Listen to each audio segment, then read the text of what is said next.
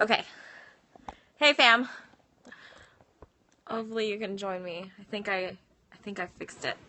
I'm using Greg's phone. So, let's see. Hey, welcome. Thanks for joining me. Thanks for joining me on tonight's Scope. We're going to talk about perfect timing.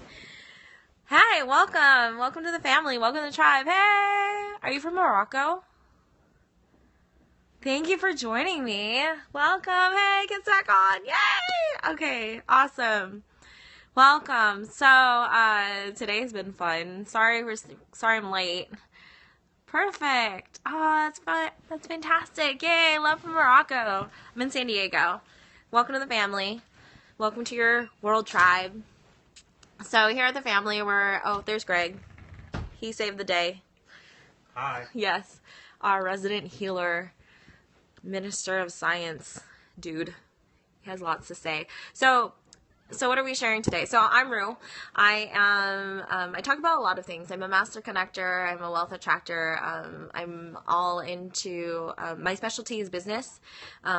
Anything business, anything leadership related. And, I'm also a healer. I do lots of things. So, as you follow us on Periscope, you'll get to learn about our cast members, exactly what we do and what we're about. And so, today I want to talk about perfect timing. And what does that mean? So, how many of you guys are waiting for something to happen, like the perfect job and the perfect person to be with, waiting for the perfect moment to start a family? What is perfect? What does that even mean? So, I wanted tonight to be kind of interactive. There's just been a lot of through my experience, I've always, I'm a Virgo.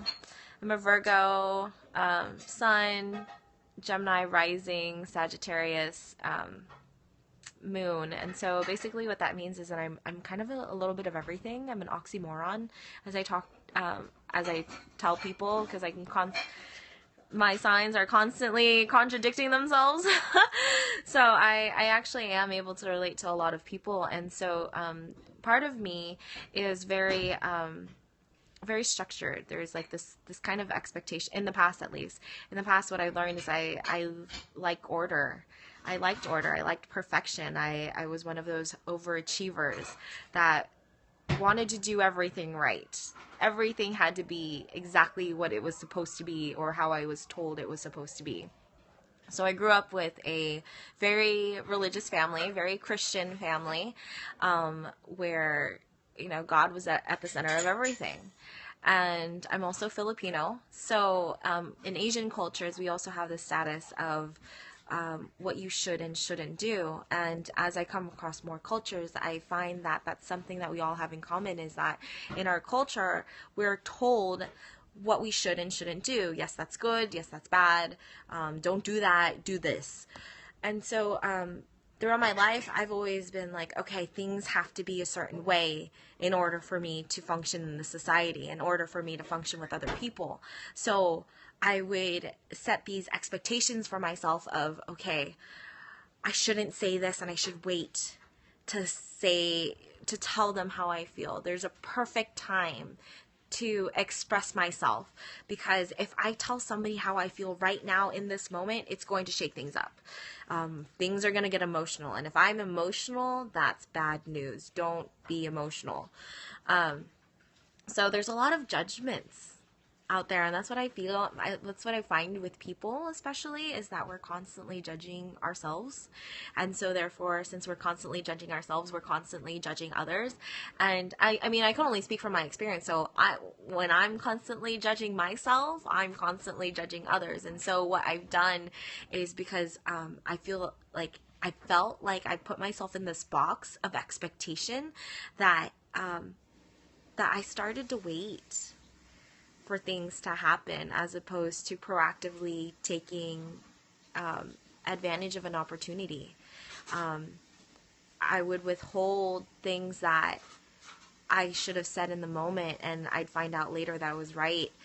But then I waited. So since I waited, no one would believe me, even if I had this intuition or this inclination to say something and I didn't take that opportunity. No one knew. So, especially as we are learning to love on ourselves and express each other, because here at the World Tribe, or here at the family, we're all about freedom of expression, finding out who we really are and what we're about, and finding the commonalities, rather focusing on the commonalities that we have rather than the differences. Because by focusing on what we have in common, hey Bernie, welcome, focusing on what we have in common will allow us to connect with one another and appreciate our differences. So that's what I've been finding, and there's just so many stories. I'm going to get some cards to kind of help bring in the energy. Hey, welcome, I'm Rue.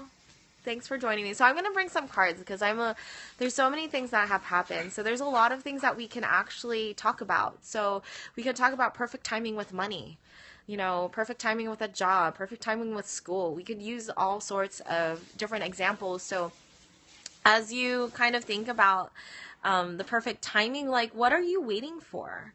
What are you waiting for the perfect time? Canada? Oh. You're from Canada? No, we're from the U.S. I'm from the U.S. at least. I'm in San Diego. You should come visit. So let me know, what are you actually, no, let me get the cards because it'll help me kind of figure out where y'all are at.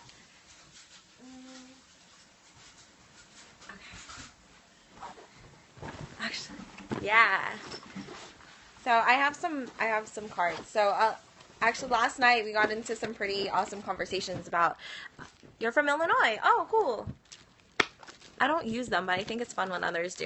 I know, I didn't use them either. And then I started using them. I started hanging out with Mama E, Erin. We call her Mama E.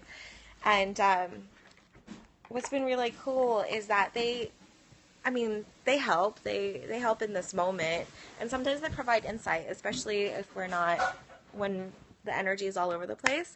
So I have these cards. Actually, I kind of want to play with the money cards. From New York City, hey, welcome. Thanks for joining us. It's kind of late. I'm doing some midnight